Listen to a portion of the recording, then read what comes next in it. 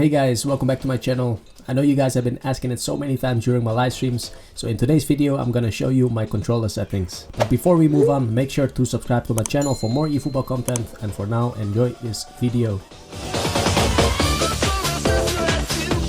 Let's start off with my attacking configuration. Most of you guys might know it already, but I still sprint with the R1 button old school style. I've tried sprinting with the R2 trigger button, as there are 3 different sprint levels in game. But after testing both R1 and R2 for a while, I feel that the 3 levels don't add anything to my game. The only 2 things I need is close dribbling without holding the sprint button and dribbling at full speed. Regarding all the other commands, I'm sticking to the classic layout, shooting with square and crossing with circle. So for the guys that are coming from FIFA watching this video, you can easily swap both buttons and play the alternate controls. And then we move on to the interesting part, the defending configuration. We start off using X as matchup, or also known as jockey. I know that most of you guys still stick to the original button layout where you have to press L2 to jockey.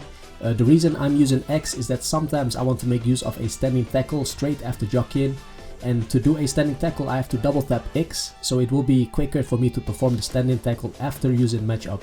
Another important command I often use is call for pressure, or also known as teammate press. At the original layout you have to use R2, but for me it's always been square, and sometimes it's better to stick what you're used to. One last thing I changed compared to the original layout, and that's single pressure on the R2 button.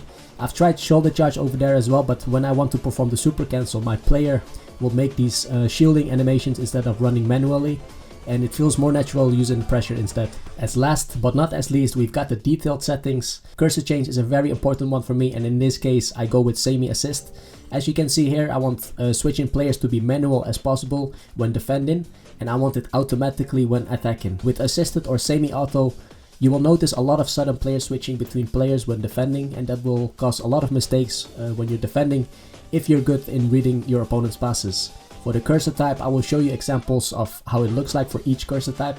Starting off with the cursor type off, you obviously won't see anything above your player's head except the arrow. With the controller number, you'll see a number above your head, and that will be useful if you're playing co-op, and I think also for the ones that maybe are colorblind, I guess. You have another option that shows your online ID and username, and finally you have the player name option that I use. The biggest reason I'm using that is sometimes you have 2 or 3 players in your team that look like each other, and it's really nice for me to see what player I'm selecting at the moment by looking at the names above their heads. For example, imagine 2 players that look like each other and one has double touch and the other one doesn't.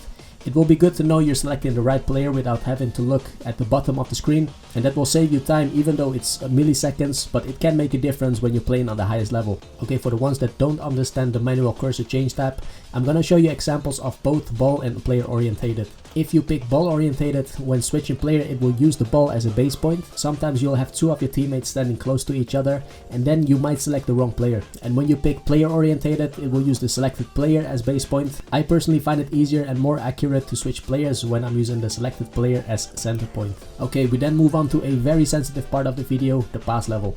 For the ones that keep saying you're not a pro when you're not playing full manual, you are totally wrong. We all know it takes more skill to play full manual, but that doesn't mean you're a pro player.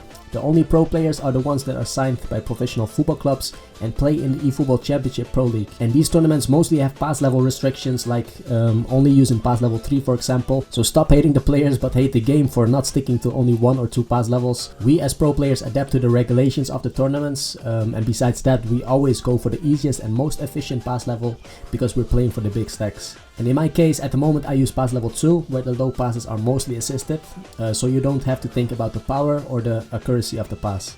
When it comes to through passing, it's more manual than pass level 1, and with pass level 3 your low passes will be more manual, and then you have to think about the power of the pass and be more accurate using your left stick. Pass level 2 is for me personally the most balanced pass level at the moment. If you're not really a passing guy and need more support with the through passes, I would recommend pass level 1. If you enjoy playing loads of possession, you have to play level 3, and if you can master pass level 3, you can easily outplay most of your opponents. For the tackle type, I like to stick to shoulder charge, as I want to double tap the X button to do the standing tackle, like it used to be in the previous PES editions. And then basic shot type, as that's the easiest and most efficient way to score. Don't make it yourself that difficult. Double tap the sprint button to do the sharp touch, also known as a speed burst. Direction guide, target guide and next player indicator are off, as I want to see my players' surroundings, and using these 3 settings will only block your view for me. But this is also a personal taste. Some players like to have the direction guide on when using the R2 trigger button to see what sprint level they are on, and then co-op in this case is not relevant. And for the skills, you want the least combos or press the least commands to execute the skill moves. So for me as an efficient player, I stick to easy feint command type. Okay, that was it for today. I hope it was useful for you guys. If so, please drop a like and make sure to subscribe to my channel for more eFootball content. I want to thank you guys for watching and see you in my next video or live stream. Peace out.